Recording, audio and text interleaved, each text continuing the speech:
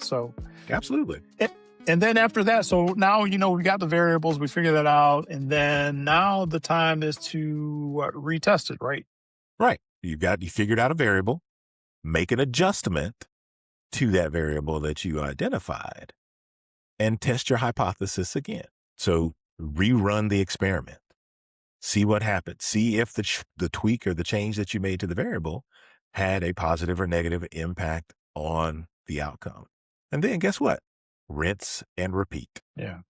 Because that third run, I mean, it may not be perfect, right? You may not hit the exact goal on the first or second or third run, but at least you have improved at every step or at every phase of the process. Yeah. Continuous improvement. That's, these 3 steps that we outlined reminds me very much of something called the PDCA cycle. And we've made mention of it very early on in the podcast. So PCDA or PDCA, plan, do, check, adjust. This was originally, mentality, a little framework created for fighter pilots back in the day, but it's at the core of the continuous improvement culture in industry, and it applies to us as individuals as well. So plan, you make your hypothesis, do, you execute, check, you analyze the results that you got, adjust based on what you found out, do something different, and rerun. They call it a cycle because you go back through again.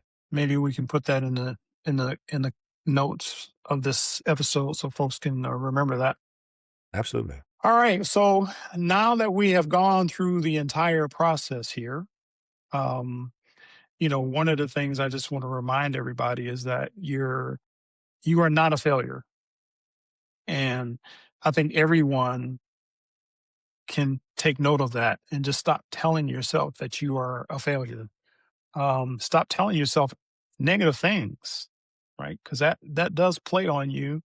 It plays on your consciousness, and you just internalize those things if you hear them all the time. And if you're the one saying them all the time, then I think it's a little bit easier for you to start believing. And it's really not true. I don't think there are any failures out there. You just have bad data, right? You just have bad data.